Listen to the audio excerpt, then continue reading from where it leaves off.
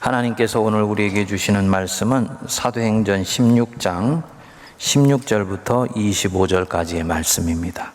우리가 기도하는 곳에 가다가 점치는 귀신 들린 여종 하나를 만나니 점으로 그 주인들에게 큰 이익을 주는 자라. 그가 바울과 우리를 따라와 소리질러 이르되 이 사람들은 지극히 높은 하나님의 종으로서 구원의 길을 너희에게 전하는 자라 하며 이같이 여러 날을 하는지라. 바울이 심히 괴로워하여 돌이켜 그 귀신에게 이르되 예수 그리스도의 이름으로 내가 네게 명하노니 그에게서 나오라 하니 귀신이 즉시 나오니라. 여종의 주인들은 자기 수익의 소망이 끊어진 것을 보고 바울과 실라를 붙잡아 장터로 관리들에게 끌어갔다가 상관들 앞에 데리고 가서 말하되 이 사람들이 유대인인데 우리 성을 심히 요란하게 하여 로마 사람인 우리가 받지도 못하고 행하지도 못할 풍속을 전한다 하거늘 무리가 일제히 일어나 고발하니 상관들이 옷을 찢어 벗기고 매로 치라 하여 많이 친 후에 옥에 가두고 간수에게 명하여 든든히 지키라 하니 그가 이러한 명령을 받아 그들을 깊은 옥에 가두고 그 발을 착고에 든든히 채웠더니 한밤중에 바울과 실라가 기도하고 하나님을 찬송하며 죄수들이 듣더라. 아멘.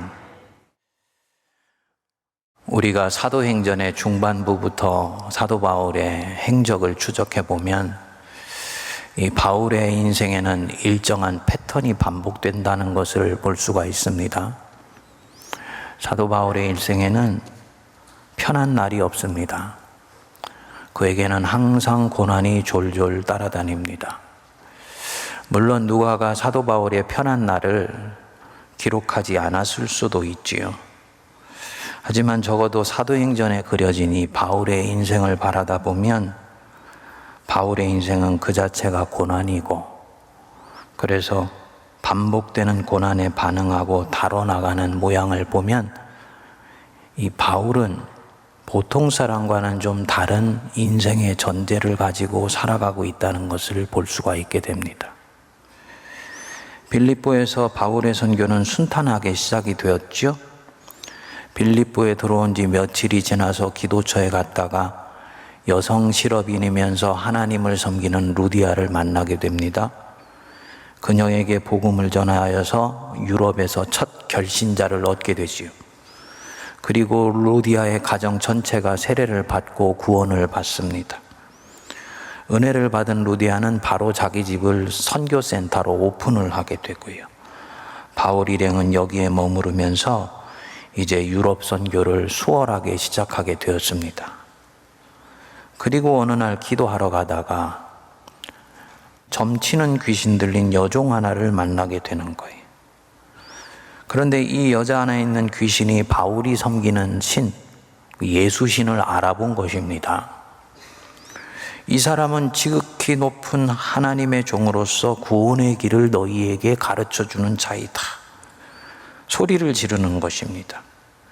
여기까지는 좋은데 이 귀신이 바울 일행을 날마다 따라다니면서 소리를 지르니까 도대체 사명을 감당하기가 힘든 것입니다. 결국은 바울이 이 귀신에게 명했어요. 예수 그리스도의 이름으로 네게 명하노니 거기에서 즉시 나와라 하니까 귀신이 즉시 나왔죠. 복음의 능력입니다. 예수님의 능력이에요. 그런데 여기서부터 문제가 터진 것입니다. 평소에 이 귀신의 점으로 수익을 얻던 사람들이 하루아침에 수익원이 없어져 버린 것입니다.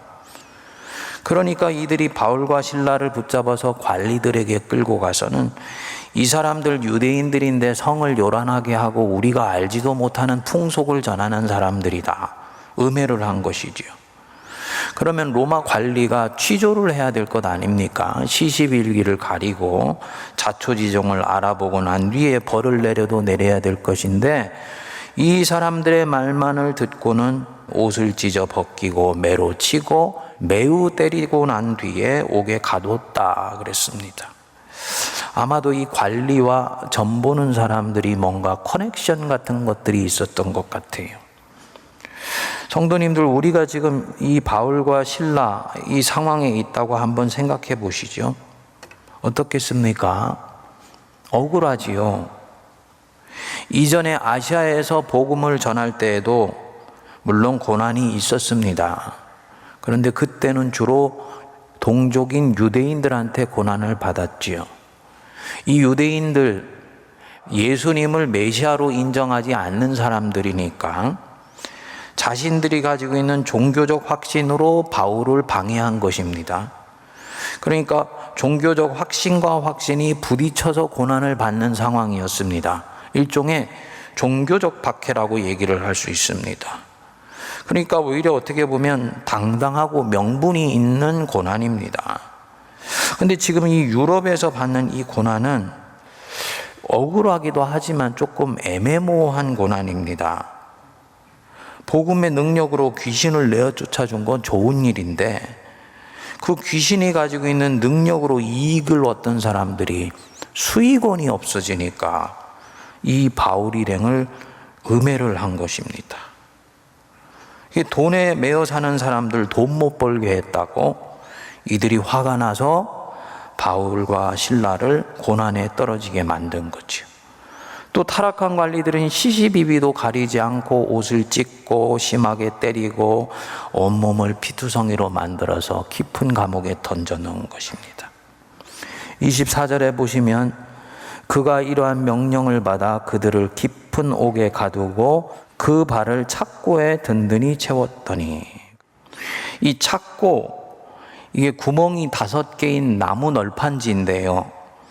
이 5개의 구멍에 머리가 들어가고 팔 2개, 다리 2개 넣어서 몸이 디귿자로 구부러지는 아주 고통스러운 그런 형틀이었습니다. 그러니까 옴짝달싹을 못하면서 온몸이 저려오는 아주 고통스러운 상황에 지금 처해 있는 것입니다.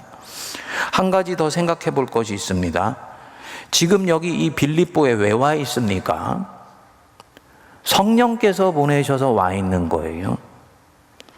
바울 일행은 한사코 아시아에서 복음을 전하고자 했는데 성령께서 관건으로 이들을 밀어넣으셔서 지금 여기에 와 있는 것입니다.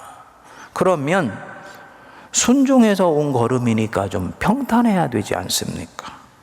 내 고집 내려놓고 인도하심 따라서 순종해서 길을 나섰으면 좀 평안하게 길이 열려야 되지 않습니까? 이게 사실은 공평한 것이고 우리가 기대하는 바지요. 그런데 지금 그게 아닌 거예요. 이전과 똑같은 고난입니다. 아니, 이전보다도 더 억울한 상황에서 더 심한 고난을 당하고 있는 거지요. 감옥에 가보기는 이번이 처음입니다. 우리가 이 상황이 되면 이렇게 질문이 찾아올 것 같아요.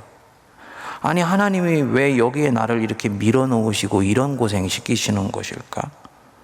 왜 일이 이렇게 되도록 아무 간섭도 하지 아니하시고 그냥 지켜만 보시고 계시는 것일까? 많은 왜라는 이 질문이 터져 나올 법한 상황입니다. 상황이 잘 이해가 안 되고 납득이 되지를 않는 것입니다. 그러니까 육체적으로 지금 힘든 것은 말할 것도 없고 정신적으로, 정서적으로, 심리적으로도 굉장히 혼동스러운 상황이라고 볼 수가 있는 것이지요. 그런데 이런 상황에서 이 깊은 감옥에서 이들이 어떻게 하냐? 25절 한번 우리 같이 읽어보실까요? 한밤중에 바울과 실라가 기도하고 하나님을 찬송하며 죄수들이 듣더라. 그 극악한 고통의 상황에서 정신적 심리적으로 흔들리는 상황, 그런데 한밤중에 일어나 하나님께 기도하고 온 죄수들이 듣도록 하나님을 찬양하고 찬미했다. 이 기도하고 찬송했다는 얘기인데 단순히 어떤 종교의식을 한 것이 아닙니다. 이거 우리가 이 편한 상태에서 기도하고 찬송하는 거하고는 차원이 다른 것입니다. 만일 우리가 이 자리에 있다면 기도하기 쉽지 않지요. 몸이 부서져 나갈 지경인데 어떻게 기도가 나오겠습니까? 우리가 만일에 이 자리에 있다면 지금의 이 바울과 실라의 상황은 너무나 애매모호하고 억울한 상황이기 때문에 하나님 앞에 집중해서 무엇인가를 하기가 쉽지 않아요. 마음이 굉장히 산란되어 있는 상황입니다. 그런데 이들은 이렇게 생이 잘 납득되지 않는 상황에서 하나님을 찬양한다. 죄수들이 다 듣도록 그 주님을 높였다. 전적으로 이 삶을 받아들이고 오히려 이 상황을 찬미하고 있는 것입니다. 저는 제 신앙이 지금도 미숙합니다만 신앙이 지금보다도 한창 어렸을 때는 이렇게 생각을 했습니다. 바울과 실라는 어떤 상황에서도 생을 긍정적으로 바라보고 있구나. 그런데 그게 아니었어요. 신앙은 태도의 문제가 아닙니다. 단순히 어떤 상황에서 긍정적으로 삶을 대하느냐, 부정적으로 대하느냐는 태도의 문제가 아니에요. 바울과 실라도 육체적으로 고통이 있지요. 하나님에 대해서 지금 마음이 왔다 갔다 할 수 있는 이런 상황일 수도 있지요. 그런데요, 그런 상황 속에서 자기 자신들의 시선을 하나님께 딱 고정했을 때 하나님께서 알 수 없는 힘을 가져다 주시는 것입니다. 가슴이 갑자기 뜨거워지면서요, 머리끝부터 발끝까지 하나님의 은혜가 보혈의 능력처럼 흠뻑 적셔지게 되면서 알 수 없는 감격이 올라오는 거예요. 이게 신앙의 능력입니다. 영생하도록 솟아나는 샘물이 될 것이다. 이게 바로 신앙의 힘입니다. 그러니까 본인들이 너무너무 감당할 수 없는 은혜 때문에 하나님을 격정적으로 찬송하는 것이죠. 일순간에 가지고 있는 모든 고난과 아픔의 짐들이 한꺼번에 다 날아가는 것입니다. 만일에 이들이 생을 그저 태도의 문제로 봤다면 이런 일이 일어나지 않습니다. 우리가 신앙한다는 것은 어떤 특정한 상황에서 그 순간을 바라보는 시선 자체가 보통 사람과는 다른 곳에 가 있다는 것을 얘기하는 거예요. 보통 사람들은 이런 상황이 되면 왜 이런 일이 일어나는 거야 하고 해석하기 시작합니다. 근데 신앙하는 사람은요, 해석이 되지 않는다 할지라도 하나님께 자기 시선을 고정해요. 주님 앞에서 주님 왜 이러시는 건데요? 이렇게 묻지 않는다고요. 이거 너무 애매모호해. 나 이런 상황이 억울해. 받아들일 수가 없어. 이렇게 묻지 않는다고요. 물론 이런 질문이 필요 없구나. 이미 바울과 실라는 이 질문에 대한 답을 갖고 있을 수도 있지요. 근데 저는 둘 다라고 봅니다. 아마 바울과 실라도 믿음이 약했을 때는 이런 질문을 했겠지요. 납득되지 않으면 힘들고, 그래서 고난적인 상황에서 집중력을 가지고 하나님께 나아가기가 쉽지 않았겠지요. 그런데 어느 순간 믿음이 정말 무엇인가? 이것을 알게 된 뒤부터는 왜 내게 이런 일이 일어나는 거야? 이런 질문은 하지 않게 된 것입니다. 성도님들, 신앙은 내가 뭔가를 하나님을 위해서 이루어 나가는 삶이 아닙니다. 내가 그려놓은 거룩한 삶의 목표를 하나님의 능력을 빌어서 이루어 나가는 게 아니에요. 신앙은 하나님의 뜻이 내 인생에서 이루어지도록 내어드리는 삶입니다. 무슨 얘기냐? 출발이 내가 아니고 하나님이라는 뜻입니다. 내 자아가 출발이 아니고 하나님이 출발이세요. 아직 어린 신앙이었을 때는 자기가 판단하고 자기가 결정해서 사는 것 같지요. 그런데 어느 날 인생의 긴 숲을 들어와 보면서 깨달아지는 거예요. 한 걸음 한 걸음은 내가 판단하고 결정해서 산 것 같았는데 결국 하나님이 나를 여기까지 이끌어 오신 것이구나. 이것을 알게 되는 것입니다. 여러분 아멘 하십니까? 지금 이 사람이 무엇을 깨달은 것입니까? 내 인생의 출발, 하나님이시다라는 것. 내 신앙의 주체, 하나님이시라는 것. 내 인생의 도화지에 하나님이 당신의 그림을 내 손을 잡고 그려가시고 계신 것이라는 것을 깨달은 것입니다. 내가 이것을 진정으로 알게 되면 이때부터는 삶을 굳이 주도하려고 하지를 않습니다. 삶을 주도 면밀하게 계획하고 판단하고 어떤 틀과 시스템에 따라서 정교하게 움직여 나갈 수 있을 때 그것이 모든 것이 잘 되는 것이라고 더 이상 생각하지를 않아요. 성도들 중에서 모든 것을 정교하게 계획하고 판단해서 진행할 때 마음이 편한 분들이 있습니다. 주로 공학을 하는 분들이나 과학을 하는 분들, 또 법같이 논리를 전공하거나 철학을 하는 분들, 주로 이런 스타일입니다. 근데 그렇게 살려고 하다가도 이제 하나님이 내 인생의 도화지에 뭔가를 그려나간다는 것을 믿게 되면 예기치 못한 일이 일어난다고 해서 이러면 안 되는데 하고 전처럼 놀라지 않습니다. 그것 또한 합력해서 선을 이루시는 과정이라고 선선히 받아들이게 됩니다. 어떤 그리스도인이 생을 정교하게 틀에 넣어서 만들어 나가려고 한다? 그러면 그는 어떤 시점부터 계속 문제가 발생하게 되는 것을 보게 될 거예요. 사실은 하나님이 이 사랑하시기 때문에 이제 개입하시고 있는 것입니다. 하나님은 자기 백성이 생을 그렇게 틀에 넣어서 시스템처럼 만들어 가도록 놔두시지 않으세요. 왜냐? 이런 주도적이고 계획적인 삶은 사실은 하나님이 필요가 없습니다. 계획대로 안 되어서 궤도에서 벗어날 때만 하나님을 찾아요. 본 궤도에 다시 올라오면 다시 본인이 주인이 되어서 인생을 핸들링 하려고 합니다. 그리고 이것은 참된 신앙이 아닙니다. 이런 신앙생활을 할 때는 바울과 실라같이 예상치 못했던 상황에 빠지면 힘들어서 감당이 안 됩니다. 자기가 생각한 궤도에서 벗어나 있기 때문이에요.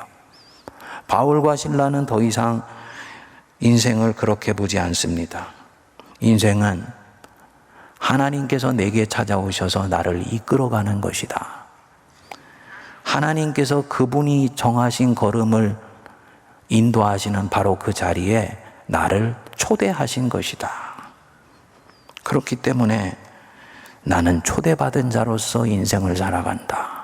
자연히 능동적이지 않고 수동적입니다. 이끌기보다는 이끌림을 받습니다. 그렇기 때문에 이런 상황, 원치 않게 감옥에 떨어져 있는 상황, 절대로 옛날처럼 당혹스럽지 않습니다. 혼란스럽지 않아요. 아직 뜻은 알지 못하지만 주님이 뭔가 비밀스러운 일을 하시고 있다는 것을 믿기 때문입니다. 내게 중요한 것은 무엇이냐? 내가 하나님께 계속 신실한 것입니다. 내가 하나님께 계속 신실하면 하나님은 이를 통해서 당신의 뜻을 이루시고 내 인생 속에서 당신의 일을 진전시켜 간다는 것을 확신합니다. 그래서 오늘 하루 이 깊은 감옥의 삶 잘 살아내고 이것으로 하나님의 나라가 조금이라도 진전되면 그것으로 충분한 거예요. 한판의 인생이고 멋진 인생입니다. 그렇기 때문에 이 칠흑 같은 감옥 속에서도 활동사진을 뒤로 돌려서 그 점치는 귀신 들린 만난 때부터의 모든 순간들이 하나님의 은혜 안에서 이해가 되는 것이지요. 다른 사람들은 이해가 되지 않지만 이들은 이해가 되는 거예요. 그래, 우리가 하나님께 사랑받는 사람들 아니냐. 그분이 너무 사랑하셔서 하나밖에 없는 아들도 우리를 위해서 주셨지 않냐. 우리 머리털까지도 세실 정도로 우리를 사랑하시는 분인데 어찌된 영분인지 그분이 그 돈에 눈이 멀어 있는 자들이 우리를 음해할 때도 놔두시고 그들과 카르텔을 형성하고 있는 사람들이 하는 짓도 선선히 그냥 바라보시고 계셨다.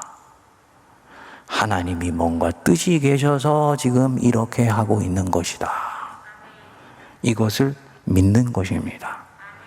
다음 주에 모든 이유가 명료하게 드러나게 돼요. 그렇지만 이들은 다음 일이 아직 일어나지 않아도 본인들은 보지 못하고 있을 뿐 주님이 일하시고 있다는 것을 믿습니다. 바울이 가진 독특한 인생에 대한 관점이에요. 둘째로는 바울과 실라는 감옥 안에서도 철저히 자유합니다. 몸은 감옥에 갇혀 있지만 영혼은 이 감옥 안에서도 한없이 자유한 사람들입니다. 하나님은 어떤 환경, 어떤 상황 속에서도 우리에게 정하신 그 일들을 이루어 가신다. 이 관점을 가지면 뭔가에 집착하는 마음이 정리가 됩니다. 저는 어려서부터 일이 뜻대로 안 되면 어떻게 하지? 이런 마음을 늘 가지고 있었어요. 근데 젊었을 때는 이 마음이 순기능하더라고요. 미리미리 준비하게 하고 늘 작은 일에 있어서도 긴장하게 하여서 집중력을 가지게 만들어 주더라고요. 말을 할 때도 실수하지 않도록 머릿속에 시작하는 말부터 끝나는 말까지를 다 정리하고야 입을 띄는 그런 습관을 가졌었습니다. 처음에는 좋았어요. 40대를 넘어가게 되면서 이것이 조금씩 제 안에서 앵자이어티, 걱정과 염려가 축적되어 가는 것으로 나타나더라고요. 그리고 어느 순간 이런 형태의 삶을 대하는 마음으로는 더 이상 지속 가능하지 않다는 것을 알게 되었습니다. 그리고 그때부터 주님께 맡기는 법을 본격적으로 배우기 시작한 거예요. 어떤 상황에서도 주님은 나를 통해서 당신 일을 하신다. 믿게 되니까 마음에 평안함이 찾아오고 일체의 평화와 자유함이 찾아오기 시작하더라고요. 최선을 다하지만 부족한 부분은 주님이 메워주실 것을 믿게 되었습니다. 어디에 가 있더라도 하나님이 결국 일하실 것을 믿으니까 두려워하는 마음이 적고, 이전에는 1시간을 일하고 난데 완전히 넉아웃 되었었는데 3시간, 4시간을 일하고도 훨씬 몸이 가벼운 거예요.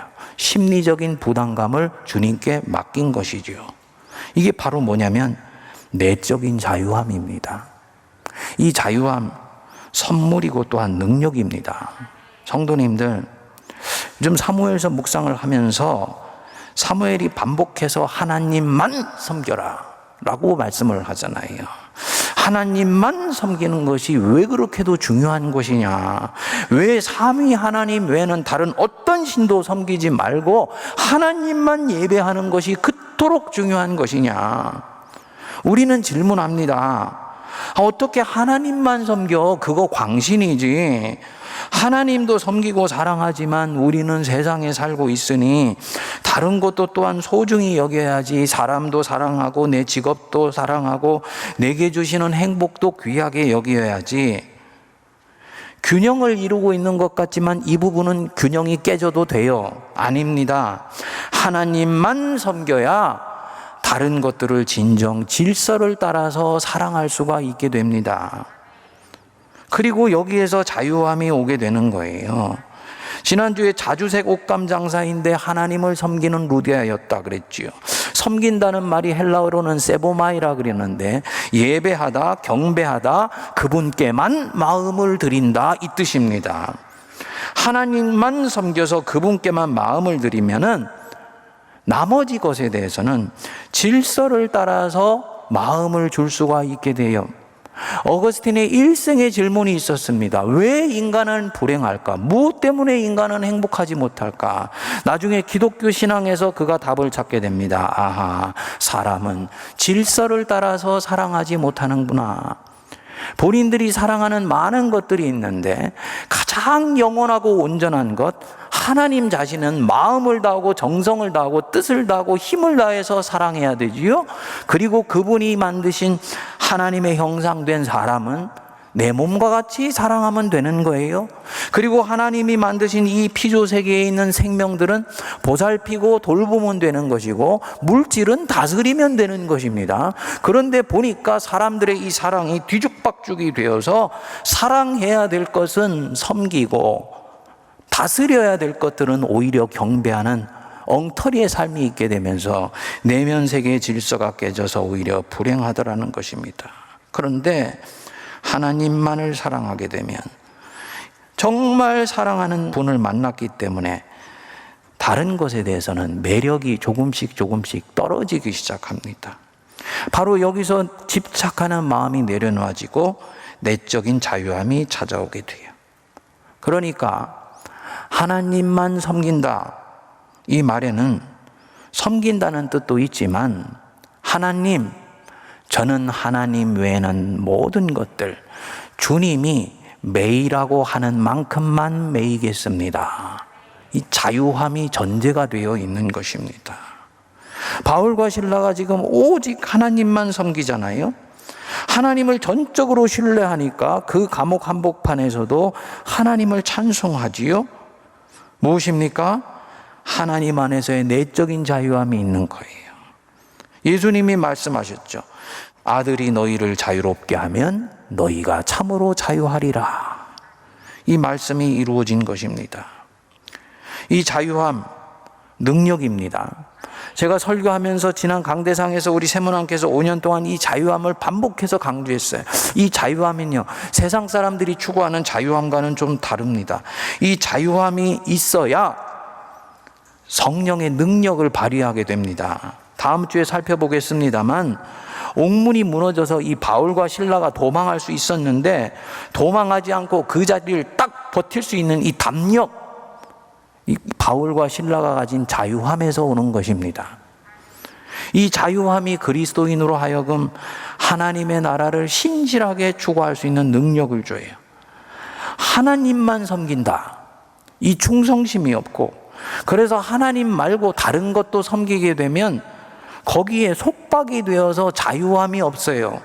문제는 이 두 가지의 가치가 충돌하게 될 때 하나님의 뜻을 외면하게 되고 오히려 이것을 섬겨서 결국은 그리스도를 배반하는 일이 생기게 됩니다. 이번에 러시아가 우크라이나를 침공하고 난 뒤에 러시아에 대해서 세계가 분노하고 있지 않습니까? 주권 국가를 본인들 안보에 위협이 된다고 침공을 하는 것도 그렇고, 거기다가 민간인을 향해서 폭격을 하고 병원을 폭격하는 만행도 서슴지 않는 거예요. 세계에 양심 있는 사람들이 얼마나 공분하는지 모릅니다.